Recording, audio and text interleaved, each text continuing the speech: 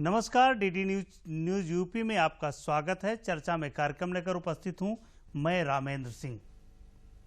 हर चुनौती का समाधान करना उत्तर प्रदेश जानता है। एक समय था जब उत्तर प्रदेश में कोविड-19 की कोई जांच नहीं होती थी। चुनौती बड़ी थी, समाधान का कोई रास्ता नहीं दिख रहा था, लेकिन उत्तर प्रदेश के नेतृत्व ने इस चुनौती को स्वीकार किया और लॉकडाउन के साथ संसाधनों को लगाकर इससे निपटने का रास्ता निकाला। आज प्रदेश में 1,64,000 जांच प्रतिदिन हो रही है। रिकवरी रेट सबसे अच्छा है, मृत्यु दर सबसे कम है। अब हम अनलॉक 5 में प्रवेश कर रहे हैं, लेकिन इसका मतलब ये नहीं कि प्रदेश कोविड-19 से मुक्त हो गया है। अभी भी मास्क जरूरी है, 2 गज की दूरी का फार्मूला चलता रहेगा जब तक हम कोरोना को परास्त नहीं कर देते हैं। इसी चर्चा में हमारे साथ 2 मेहमान जुड़े हुए हैं। डॉक्टर संदीप तिवारी जी हैं, जो ट्रामा के हेड हैं, मीडिया देखते हैं केजीएमयू का, और जब जब चुनौतियों का जिक्र होता है, किसी बीमारी का जिक्र होता है, तो केजीएमयू का जिक्र आवश्यक हो जाता है, क्योंकि जब आपको चुनौतियां आएंगी इस तरीके की तो केजीएमयू में आप पहुंचेंगे। तो डॉक्टर संदीप तिवारी जी ट्रामा के हेड हैं, जाहिर है कि बड़ी जिम्मेदारियों को निपटा रहे हैं। Doctor R K. गुप्ता जी हैं, पूर्व अपर महानिदेशक रहे, संचारी रोग के जो संचारी रोग हैं उनके महानिदेशक रहे और बेहतर जानते हैं कि संचारी रोगों को कैसे नियंत्रित किया जा सकता है। हम चर्चा को शुरू करें उससे पहले एक रिपोर्ट देख लेते हैं जो कल तक के डेटा आज हैं कि उत्तर प्रदेश में कोविड की स्थिति क्या है। जिस प्रदेश की आबादी 23 करोड़ हो, जिस प्रदेश के अधिकतर लोग नौकरी के लिए बाहर रहते हों, कोरोना काल में उसको लेकर प्रधानमंत्री की चिंता उचित ही थी। उन्होंने मुख्यमंत्री को फोन करके पूछा कि कोविड-19 का संक्रमण बढ़ रहा है, ऐसे में उत्तर प्रदेश को लेकर हमारी अधिक चिंता है। यदि हम यहाँ असफल हुए तो पूरे देश में संक्रमण को रोक पाना मुश्किल हो जाएगा।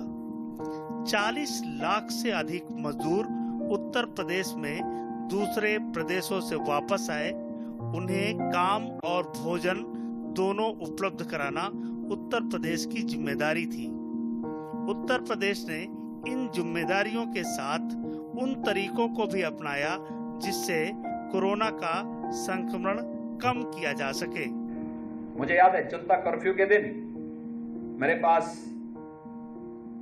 आदरणीय प्रधानमंत्री जी का भी, आदरणीय राष्ट्रपति जी का भी और उपराष्ट्रपति जी का भी फोन आया 22 मार्च 2020 को। कहा कोविड-19 आ गया है देश में भी, यूपी से हमें चिंता है, कैसे होगा, इतनी बड़ी आबादी को कैसे बचा पाएंगे, क्या होगा, सबको चिंताएं थी। और आज हर व्यक्ति गर्व के साथ कहता है कि यूपी का रिजल्ट सबसे बेहतर है, पॉजिटिविटी सबसे कम है, डेथ रेट सबसे कम है। जब कोरोना का दौर शुरू हुआ तो प्रदेश में इसकी एक भी जांच नहीं हो रही थी। आज हम 24 घंटे में 1,61,000 से अधिक जांच प्रदेश में कर रहे हैं। 1 करोड़ से ज्यादा सैंपल की जांच कर चुके हैं और प्रदेश देश में कोविड की जांच के मामले में नंबर 1 पर है। इस गति को प्रदेश सरकार लगातार बढ़ा रही है। संक्रमित लोगों से अधिक स्वस्थ होने वाले लोगों की संख्या है।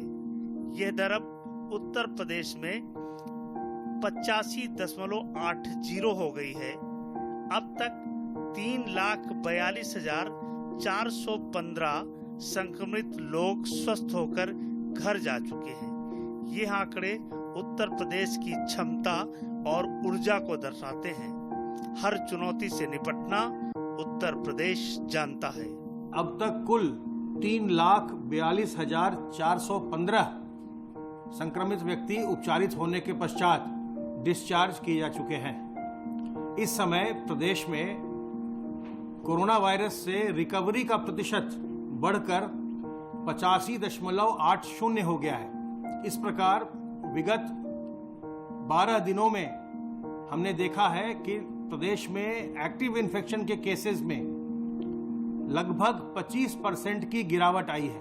उत्तर प्रदेश ने आज 1 करोड़ टेस्ट का लैंडमार्क पार कर लिया है और अब तक कुल मिलाकर 1,98,896 टेस्ट किए जा चुके हैं। ये पहला राज्य है देश का जिसने 1 करोड़ टेस्ट की संख्या को पार किया है। आने वाले समय में उत्तर प्रदेश इस चुनौती से निपटकर नए सिरे से आगे बढ़ता हुआ दिखाई पड़ेगा और कोविड के संक्रमण को भी पूरी तरह नियंत्रित करेगा। Ramendra Singh, DD news, Uttar Pradesh. आज का जो आंकड़ा है वो अच्छा आंकड़ा है और उत्साहवर्धक आंकड़ा है जो कोविड को लेकर के आया है। 24 घंटों में 4,095 मरीज संक्रमित हुए हैं और 4,444 मरीज ठीक होकर डिस्चार्ज होकर घर जा चुके हैं। एक्टिव मरीजों की संख्या में 26% की कमी आई है और रिकवरी रेट बढ़कर 86.04% हो गया है। मृत्यु दर बहुत कम है। अब तक जिन लोगों की मृत्यु हुई उनकी संख्या 5,864 है। संदीप जी, तमाम सवाल उठे थे कोविड को लेकर के कि लॉकडाउन क्यों किया गया, जब लॉकडाउन खोलना ही था तो लॉकडाउन करने की जरूरत क्या थी। अभी तक सरकार की जो कोविड से निपटने का जो रास्ता सरकार ने चुना है, जो डॉक्टर आप चूंकि लगातार संपर्क में, किस तरीके से देखते हैं इसको? देखिए, जो भी तरीका चुना गया सरकार की तरफ से, अगर उसको देखा जाए तो युद्ध स्तर पर सरकार ने चुनौती को लिया और जो लॉकडाउन किया गया, शायद आम जनता को उस समय ना समझ में आया गया हो। लॉकडाउन किया जाता है कि हम एक संक्रमण की चेन को ब्रेक कर सके, नंबर 1। नंबर 2, साथ ही साथ हम जो आने वाली आपदा है, जो विपत्ति है, जो सरकार की दूरदर्शिता थी कि उनको ये आभास था कि ये इस तरीके की आपदा अभी ये बढ़ेगी, जो अब शुरुआत हुई है इसकी, तो उस आपदा से निपटने की तैयारी की जा सके। बिल्कुल। और लॉकडाउन के समय में ही जैसे ही ये आपदा, जैसे कि देखा जाए, अगर 31 जनवरी को सबसे पहला केस डिटेक्ट हुआ और मार्च में तुरंत लॉकडाउन किया गया और मार्च से लेकर के अगर अब तक के आंकड़े देखे जाएं तो लोगों का कहना यह था कि भाई लॉकडाउन खोला गया, संक्रमण पर संक्रमण बढ़ा नहीं, इसको बढ़ना नहीं कहा जाता है। हमको तो ये पता था कि जब लॉकडाउन, क्योंकि ये होना ही था, ये पता ही था कि धीरे धीरे ये बीमारी ये रूप लेगी, तो उसकी तैयारी करने के लिए हमको लॉकडाउन करना आवश्यक था, नंबर 1।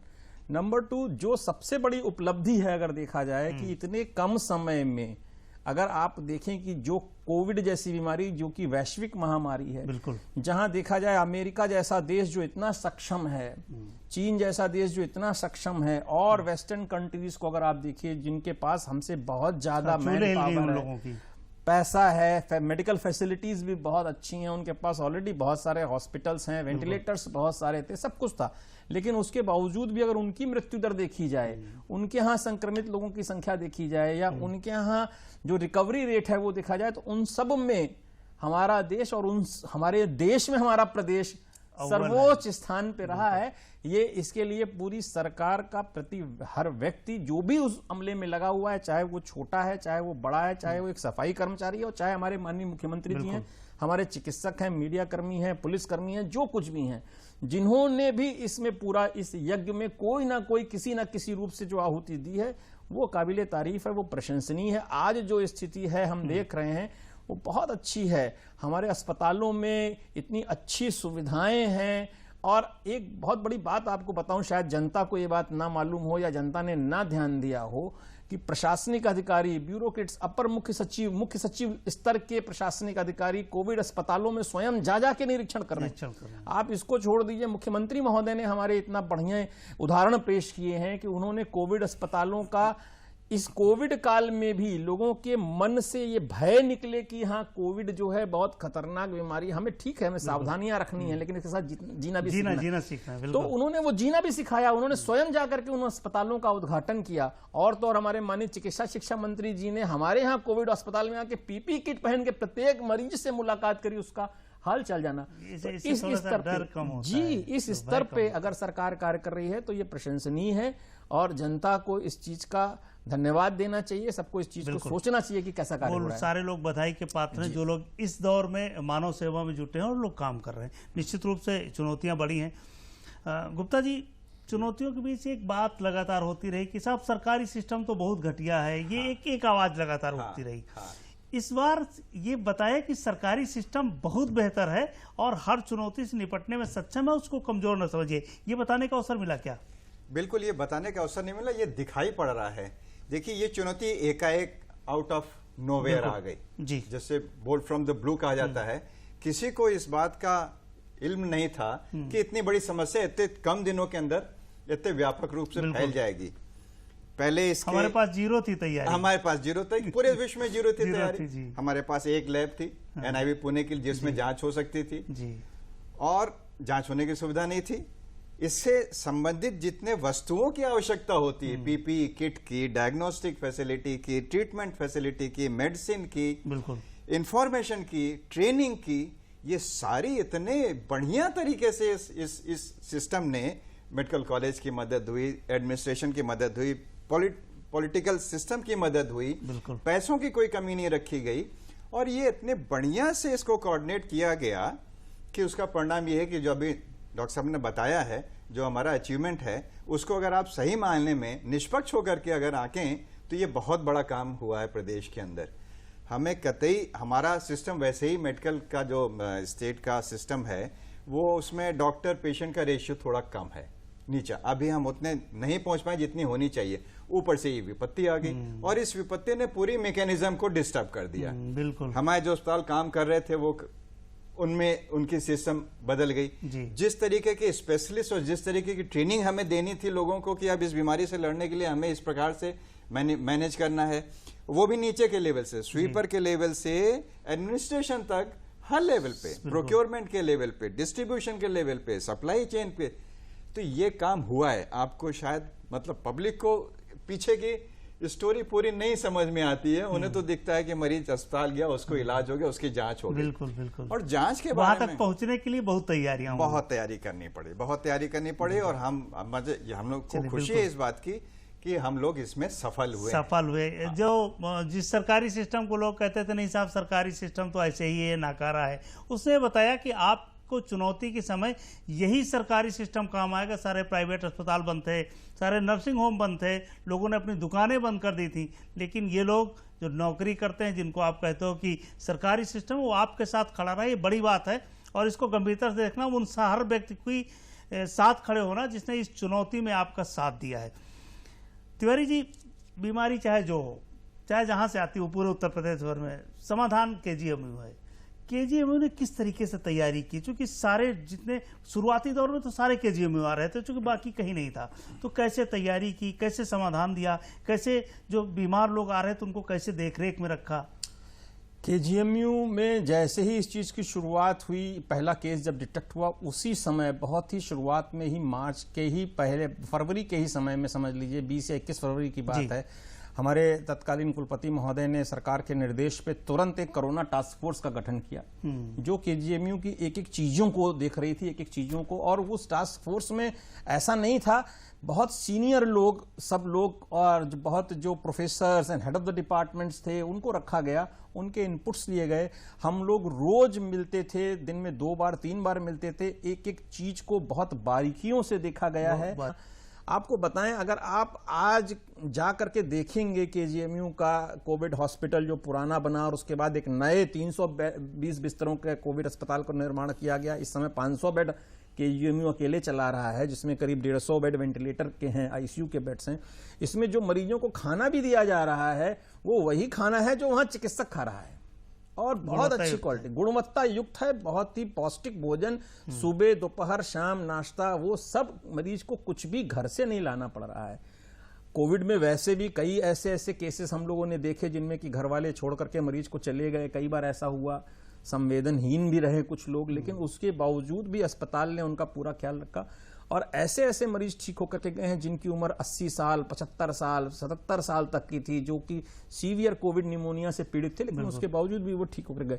एक एक सामान का प्रोक्योरमेंट, इसमें सबसे बड़ा सहयोग जो रहा हमारी सरकार का रहा कि हमने जिस चीज की जब डिमांड करी कि नहीं साहब हमको इतने वेंटिलेटर और दिए जाएं, हमारे यहाँ इस चीज की और व्यवस्था की जाए, इतने पीपी किट और दिए जाने चाहिए, वो मतलब एक कोई, हमने पहली बार देखा इस चीज को कि सरकारी सिस्टम कितना एक्टिवेटेड होता है। जहां लोग कहते थे कि नहीं, अगर आप सरकार के पास कोई चिट्ठी भेजिए तो सुनवाई नहीं होती है, यहाँ एक फोन कॉल पे मतलब जो सामान जिलाधिकारी महोदय, अपर मुख्य सचिव, कोई भी किसी भी हम लोग के जितने भी टास्क फोर्स के मेंबर्स थे उनको कभी भी फ्रीली फोन कर सकते थे, अपनी समस्याएं बता सकते थे और वो चीजें तुरंत हम लोग को उपलब्ध होती थी। ऐसा नहीं होता था कि हमने अभी कहा तो 4 घंटे 6 घंटे या 24 घंटे बाद मिलेगी। वो गुणवत्ता पूर्वक चीज तुरंत विद इन आवर्स हम लोग के पास तभी आप इतना काम कर पाए, उपलब्ध हो पाई, सहयोग कर पाए, बीमारों की मदद कर पाए। बिल्कुल। और इतनी बड़ी संख्या में मरीजों को देखा गया, इतनी बड़ी संख्या में मरीजों को ट्रीट किया गया। केजीएमयू की लैब ने रिकॉर्ड स्थापित किया, जिसकी वजह से आप देख रहे हैं कि प्रदेश में एक रिकॉर्ड स्थापित हुआ है।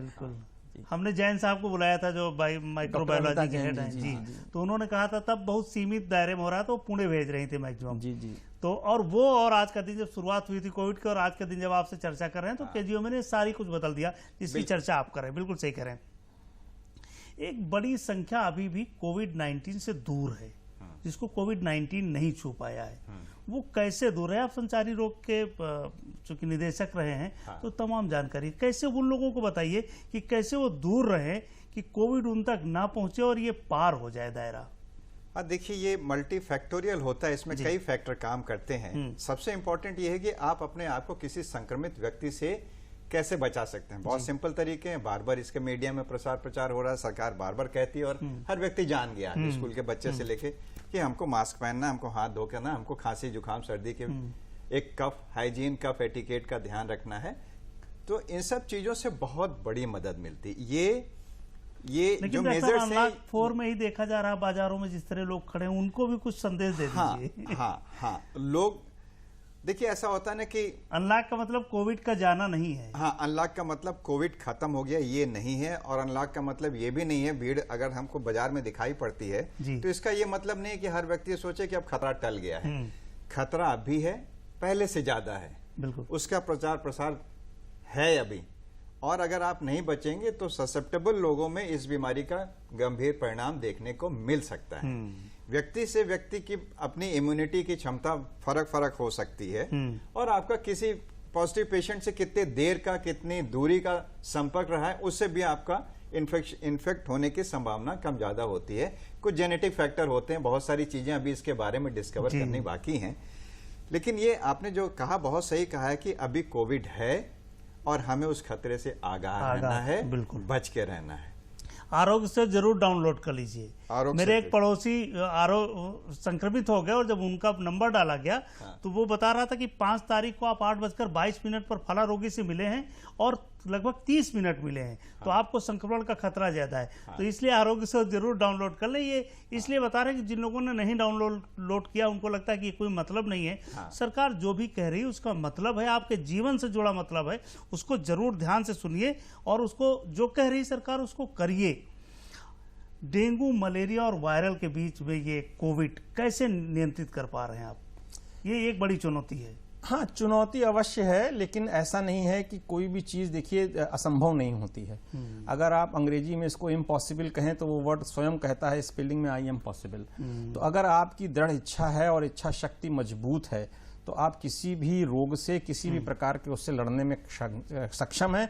और ये हमारे प्रदेश की सरकार ने, इसी सरकार ने माननीय मुख्यमंत्री जी के नेतृत्व में ही अगर आप देखिए तो जो एक जेई और एईएस जैसी बीमारी थी जिससे कि हमारे पूर्वांचल में प्रतिवर्ष सैकड़ों बच्चों की जानें चली जाती थी, पिछले 2 वर्षों में उन पे बड़ा कंट्रोल, अच्छा नियंत्रण हुआ है। और ये दूरदर्शिता ही कहेंगे कि हमारे प्रधानमंत्री जी ने जब प्रधानमंत्री का चार्ज लिया तब से इस बात को उन्होंने शुरू किया कि स्वच्छता अभियान खुद झाड़ू लेके सड़क पर खुद। और आज वही स्वच्छता जो है रखने के लिए हर कोई मजबूर है। कम से कम पूर्वांचल के उन हिस्सों में जहां हजारों बच्चों की मौत हो रही थी। और आज संचारी रोग किसी भी प्रकार का हो, चाहे वो डेंगू हो, चाहे वो मलेरिया हो, चाहे ये कोरोना है, किसी भी प्रकार का जो संक्रामक रोग है, अगर उसमें आप स्वच्छता रख रहे हैं तो आप उससे बचे रह सकते हैं। दूसरा जो बहुत बड़ा संदेश हमारे प्रधानमंत्री महोदय ने शुरू में आते ही जो दिया कि जो योग को उन्होंने इंटरनेशनल योगा डे कहा। और योग देखिए, हम लोग बचपन से पढ़ते जब हैं MBBS तो कहा जाता है, या वैसे भी क्लास में आप जब पढ़ते हैं कहा जाता है prevention is better than cure. और ये वो बीमारियां हैं, अगर हम अपने आप को स्वस्थ रखेंगे, जब भी आपने अभी कहा ना कि कई लोग अभी इससे दूर हैं जिनको संक्रमण नहीं हुआ, डॉक्टर साहब ने कहा उनकी इम्यूनिटी क्यों अच्छी, क्योंकि शायद उनकी जो लाइफ स्टाइल है वो बेहतर है। और हम लोग की जिनकी नहीं अच्छी थी उसको ये कोरोना जीना सिखा रहा है। हमको एक ये गोल्डन अपॉर्चुनिटी इसको समझना चाहिए और हमको इसको हल्के में नहीं लेना चाहिए कि नहीं ठीक है कुछ इसकी मृत्यु दर कम है, लेकिन जैसा डॉक्टर साहब ने अभी कहा कि जिन लोगों को डायबिटीज है, ब्लड प्रेशर है, हार्ट की बीमारी है, किडनी की बीमारी है, कैंसर है, उनमें ये रोग भयंकर रूप भी ले सकता है। लेकिन ठीक है, ये एक नॉर्मल प्रकार का वायरल रोग है जो कि थोड़ा ज्यादा संक्रामक है। और हम जब जानते हैं कि यह संक्रामक है, हम हिंदुस्तानियों के अंदर एक थोड़ी सी, मैं आपको एग्जांपल दूंगा, थोड़ी सी बात होती है कि हम जानते हैं चीजों को लेकिन मानते नहीं हैं। तो हमको मानना पड़ेगा, हमें अपनी मानसिकता को चेंज करना है। सिर्फ जैसे बाजारों में खड़े भीड़ लगा के ना करें। ये वही बात हो गई कि हम हेलमेट जो है हैंडल पे रखते हैं और पुलिस वाले को देख के सर पे लगाते हैं, 100 रुपए का चालान बचाने के लिए, अपनी मौत से को बचाने के लिए नहीं करते। इस मानसिकता को जिस दिन हम बदल लेंगे, हम इस प्रकार के किसी भी रोग पर विजय पा लेंगे। डॉक्टर साहब, प्रदेश में एक भी जांच नहीं होती थी, हम लोगों ने शुरू किया, आज 1,64,000 जांच हो रही। बिल्कुल।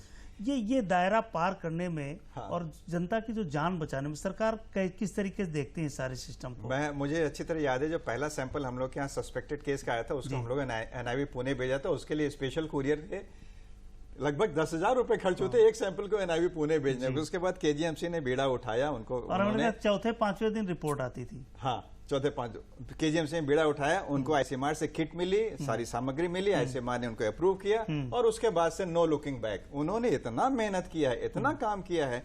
मुझे मालूम है उनकी टीम 10 घंटे, 12 घंटे, 14 घंटे, 16 घंटे तक एक टीम ने काम किया है, राउंड द क्लॉक काम किया है, ट्रेनिंग दी है।